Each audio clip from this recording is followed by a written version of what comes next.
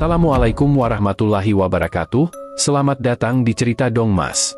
Hari ini kita akan membahas cerita horor. Terima kasih sudah menonton.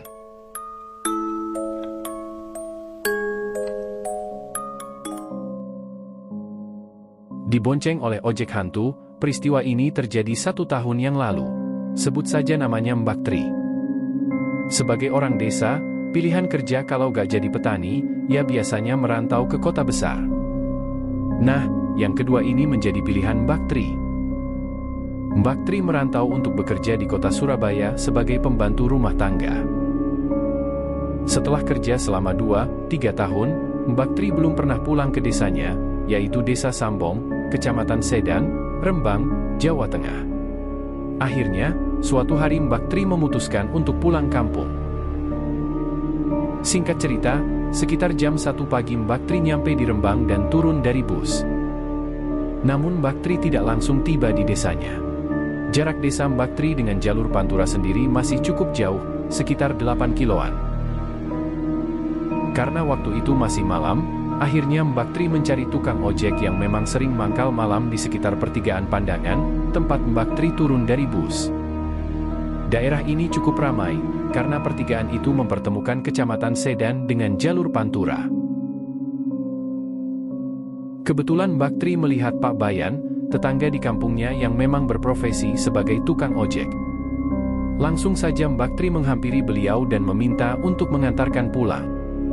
Sebagaimana orang kampung yang udah lama gak ketemu tetangganya, Mbak Tri pun menyapa dan sedikit ngobrol dengan Pak Bayan. Namun Pak Bayan malah lengah, ia hanya mengangkat cukup banyak milik Mbak Tri ke tengah motor. Mungkin Pak Bayan capek seharian bekerja, pikir Mbak Tri. Sepanjang perjalanan, Mbak Tri sama sekali tidak berbicara dengan Pak Bayan, dan tidak ada satu kata pun yang keluar dari mulut Pak Bayan. Dari sinilah Mbak Tri mulai merasa canggung. Setelah setengah jam, akhirnya nyampe juga di depan rumah Mbak Tri. Mbak Tri pun mengangkat tasnya ke teras rumah, disusul Pak Bayan di belakang membawa barang. Langsung saja Mbak Tri mengeluarkan uang dari dompetnya. Disinilah hal mistik terjadi.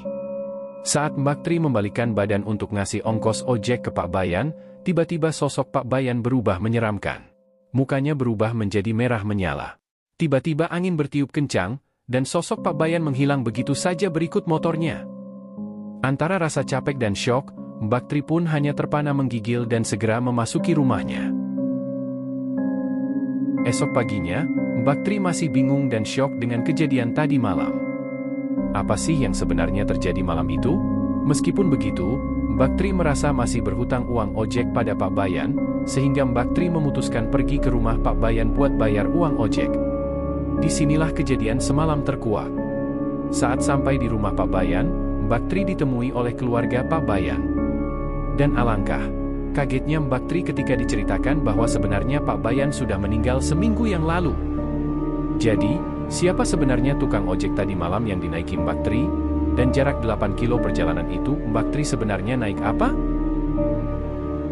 Kejadian ini akhirnya membuat heboh warga Desa Sambong, bahkan sampai ke desa-desa tetangga lainnya.